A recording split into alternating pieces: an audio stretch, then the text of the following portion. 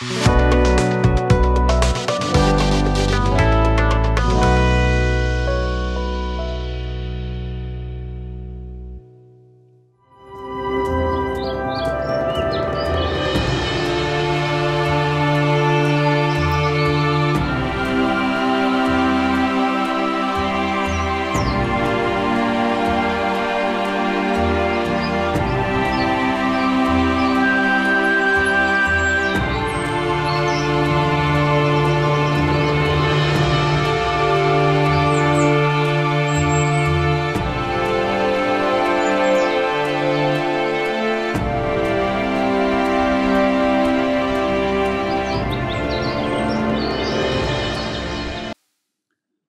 जीशु ख्रीष्ट अति बहुमूल्य नाम संपर्क इंडिया द्वारा प्रस्तुत कार्यक्रम नुआ सकाल आशार आज अध्याय मुझे स्वागत जनाए।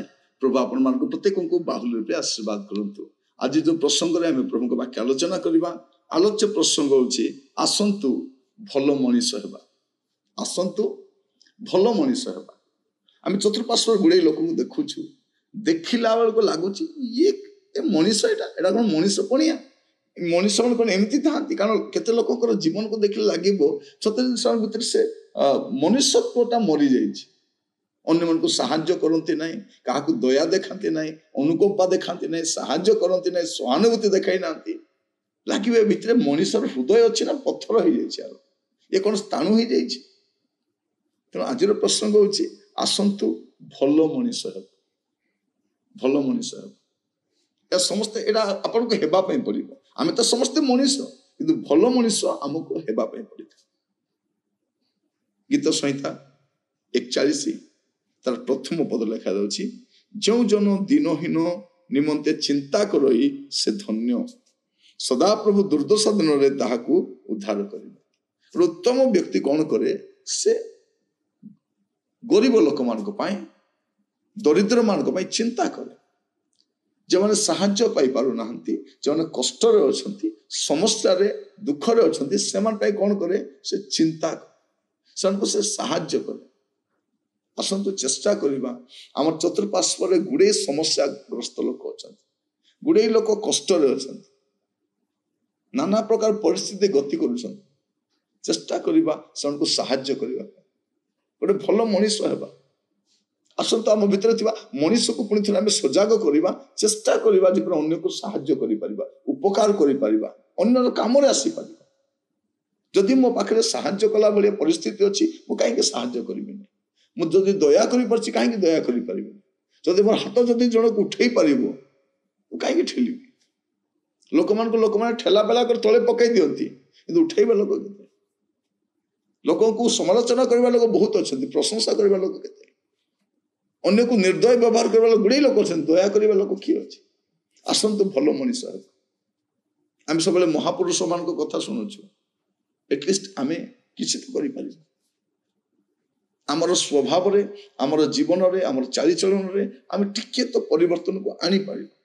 आसतु आमे चेष्टा करिबा गोटे भल मनीष हेबा। आज चेष्टा करिबा जदि मु काहारी को साहाय्य करि परिबि काहा को एप्रिशिएट करि परिबि कार जत्न नै परिबि मु चेष्टा करिबा दरकार। जदि के दुखरे अछंती आपण ताको टिके आश्वासन दियंतु।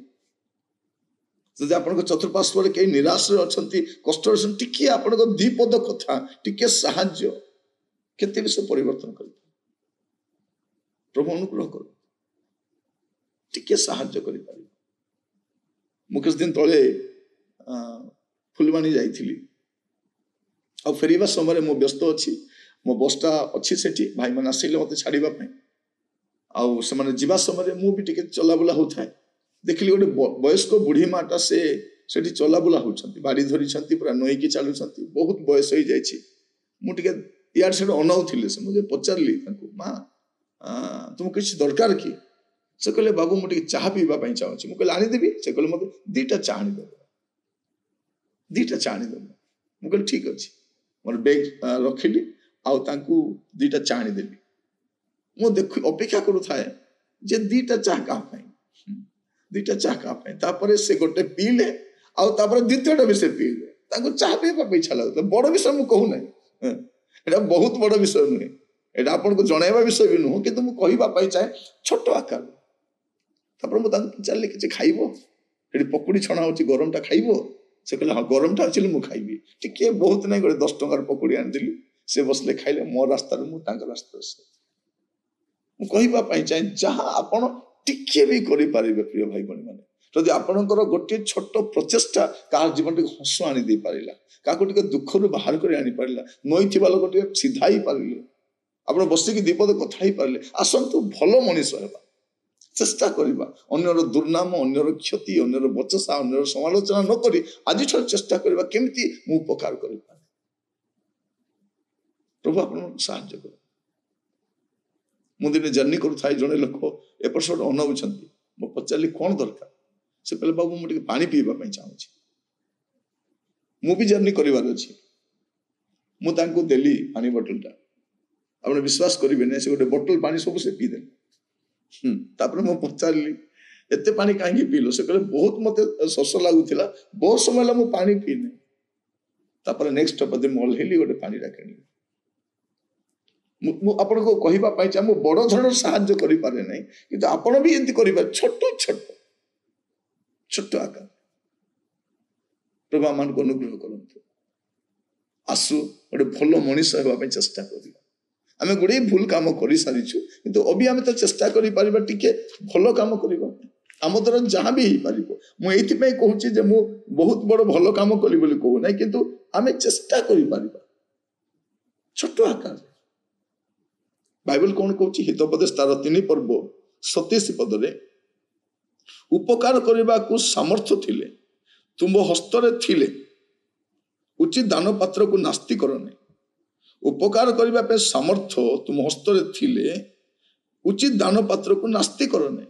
ଯଦି ଆପଣ ସମର୍ଥ ଅଟନ୍ତି ସାହାଯ୍ୟ କରିବା ପାଇଁ, ଉପକାର କରିବା ପାଇଁ, ଆଉ ସାମ୍ନାରେ ଜଣେ ଲୋକ ସେ ପ୍ରକାର ପରିସ୍ଥିତି ଗତି କରୁଛି, ଆପଣ ସାହାଯ୍ୟ କରନ୍ତୁ, ଆପଣ ସେମାନଙ୍କୁ ସାହାଯ୍ୟ କରନ୍ତୁ ଛୋଟ ଆକାରରେ ମଧ୍ୟ। ଆସନ୍ତୁ ଭଲ ମଣିଷଟିଏ ହେବା, ବୟସ୍କ ମାନଙ୍କ ପ୍ରତି, ସହାୟ ଲୋକମାନଙ୍କ ପ୍ରତି, କଷ୍ଟରେ ଥିବା ଲୋକମାନଙ୍କ ପ୍ରତି ଆସନ୍ତୁ ଆମେ ମଣିଷ ପଣିଆ ଦେଖାଇବା, ଟିକେ ମଣିଷଟିଏ ହେବା, ଗୋଟେ ଭଲ ମଣିଷ ହେବା ପାଇଁ ଚେଷ୍ଟା କରିବୁ। ମୁଁ ଆପଣଙ୍କୁ କାହିଁକି ଏ କଥା କହୁଛି? ଆମେ ଆମର ବହୁତ ସମୟ ନଷ୍ଟ କରି ସାରିଛୁ, ବହୁତ ସମୟ ନଷ୍ଟ କରି ସାରିଛୁ। ଆମର ଛୋଟ ସାହାଯ୍ୟ ଜଣେ ଲୋକର ଜୀବନରେ ସ୍ମାଇଲ ଆଣି ଦେଇପାରିବ। ଆମର ଛୋଟ ସାହାଯ୍ୟ ଜଣଙ୍କ ପାଇଁ କେତେ ଉପକାର ହେଇପାରିବ। ଛୋଟ ଛୋଟ ଚେଷ୍ଟା କର। ପ୍ରିୟ ଭାଇ ଭଉଣୀ ମାନେ, ପ୍ରଭୁ ଆମମାନଙ୍କୁ ଅନୁଗ୍ରହ କର, ପ୍ରଭୁ ଆମମାନଙ୍କୁ ଦୟା କର। ଆମେ ଯେପରି ଚେଷ୍ଟା କରୁ ଅନ୍ୟକୁ ଛୋଟ ଆକାରରେ ସାହାଯ୍ୟ କରିବା। ଆସନ୍ତୁ ଭଲ ମଣିଷଟିଏ ହେବା। ଆପଣ ପିଲାମାନଙ୍କୁ ବି ଶିଖାନ୍ତୁ। ଆପଣ ହିଁ ଉତ୍ତମ କାର୍ଯ୍ୟ କରନ୍ତୁ ବୋଲି କହୁନାହିଁ, ଆପଣଙ୍କ ପିଲାମାନଙ୍କ ହାତରେ ସେହା କରନ୍ତୁ, ଆପଣଙ୍କ ନାତି ନାତୁଣୀ ହାତରେ କରନ୍ତୁ। ସେମାନେ ବି ଶିଖିବା ଦରକାର ଯେ ଅନ୍ୟକୁ ସାହାଯ୍ୟ କରିବାର ଯୋଉ ଆନନ୍ଦ ଅଛି, ଅନ୍ୟକୁ ଦେବାରେ ଯୋଉ ଆନନ୍ଦ ଅଛି। ଚେଷ୍ଟା କରିବା ଜାତି ଧର୍ମ ବର୍ଣ୍ଣ ନିର୍ବିଶେଷରେ ଉର୍ଦ୍ଧ୍ୱକୁ ଉଠିକି ଆମେ ମଣିଷ ପଣିଆ ଦେଖେଇବା, ଉତ୍ତମ ମଣିଷଟିଏ ହେବା। ଆସନ୍ତୁ ଭଲ ମଣିଷଟିଏ ହେବା। ପ୍ରାର୍ଥନା କରିବା। ଅନୁଗ୍ରହକାରୀ ପିତା ପରମେଶ୍ୱର, ମୁଁ ପ୍ରାର୍ଥନା କରୁଛି ଚତୁଃପାର୍ଶ୍ୱରେ ଘୃଣା, ହିଂସା, ଦ୍ୱେଷ, ନାନା ପ୍ରକାର ପ୍ରଭୁ ଜାତିଆଣ ଗଣ୍ଡଗୋଳ ମଧ୍ୟରେ ଆମେ ବାସ କରୁଛୁ। ପ୍ରଭୁ ଆମେ ସମସ୍ତେ ଭାରତୀୟ ଅଟୁ, କିନ୍ତୁ ପ୍ରଭୁ ଆମ ଭିତରେ ଏତେ ବିଚ୍ଛିନ୍ନତା ଆସିଯାଇଛି, ଏତେ ଘୃଣା ଆସିଯାଇଛି। ଆମର ପଡ଼ୋଶୀ, ଆମ ଗ୍ରାମବାସୀ, ଆମର ଅଞ୍ଚଳ ରହିବା ଲୋକଙ୍କ ଗୋଟେ ଘୃଣା ମନୋଭାବ। ପ୍ରଭୁ ରାସ୍ତାଘାଟରେ କାହାରିକୁ ଦେଖିଲେ ସତେ ଯେମିତି ସେ ଗୋଟେ ଆମ ପାଇଁ ଗୋଟେ ବିଦେଶୀ ଲୋକ ଭଳିଆ ଲାଗୁଛି। ପ୍ରଭୁ ସେ ମଣିଷ ପଣିଆ ଆମମାନଙ୍କ ଭିତରେ ଚାଲି ଯାଇଛି। ପ୍ରଭୁ ପୁଣି ଥରେ ଆମ ଭିତରେ ପୁନର୍ଜାଗରିତ ହଉ ପ୍ରଭୁ, ଯେପରି ଆମେ ଚେଷ୍ଟା କରିବୁ। ଆମେ ମେଡିକାଲରେ ଦେଖିଲେ, ରାସ୍ତା କଡ଼ରେ ଦେଖିଲେ, ରେଲୱେ ଷ୍ଟେସନରେ ଦେଖିଲେ, କୌଣସି ସ୍ଥାନରେ ଗରିବ ଲୋକମାନଙ୍କୁ, ଗ୍ରାମାଞ୍ଚଳରେ ଦେଖିଲେ, ଆମେ ଯେପରି ପ୍ରଭୁ ଆମ ଭିତରେ ଥିବା ମଣିଷଟା ପ୍ରଭୁ ସେ ମରିବା ପୂର୍ବରୁ ସେ ମଣିଷଟା ପ୍ରଭୁ ଯେପରି ପୁଣି ବଞ୍ଚିବ ପ୍ରଭୁ, ଆଉ ଆମେ ମଣିଷ ପଣିଆ ଦେଖେଇ ପାରିବୁ। ଆମମାନଙ୍କୁ ସାହାଯ୍ୟ କର, ଉତ୍ତମ ମଣିଷଟି ହେବା ପାଇଁ ସାହାଯ୍ୟ କର, ଗୋଟେ ଭଲ ନାଗରିକ ହେବା ପାଇଁ ସାହାଯ୍ୟ କର। ଦେଶ ପାଇଁ, ରାଷ୍ଟ୍ର ପାଇଁ, ପରିବାର ପାଇଁ, ସମାଜ ପାଇଁ ଆମେ ଯେପରି ଗୋଟେ ଆଶୀର୍ବାଦର କାରଣ ହେଇପାରିବୁ, ଆମମାନଙ୍କୁ ଅନୁଗ୍ରହ କର। ଆଦର ମହିମା ଗୌରବ ଆପଣଙ୍କର ହଉ। ପ୍ରାର୍ଥନା ମୋର ପ୍ରାଣର ପ୍ରିୟ ଯୀଶୁଙ୍କ ନାମରେ ମାଗିଲି, ଆମେନ୍। ପ୍ରଭୁ ଆପଣମାନଙ୍କୁ ଆଶୀର୍ବାଦ କରନ୍ତୁ। प्रभु अनुग्रह कले आसंता काली नुआ अध्याय जड़ित हेबा विदाय दियंतु नमस्कार।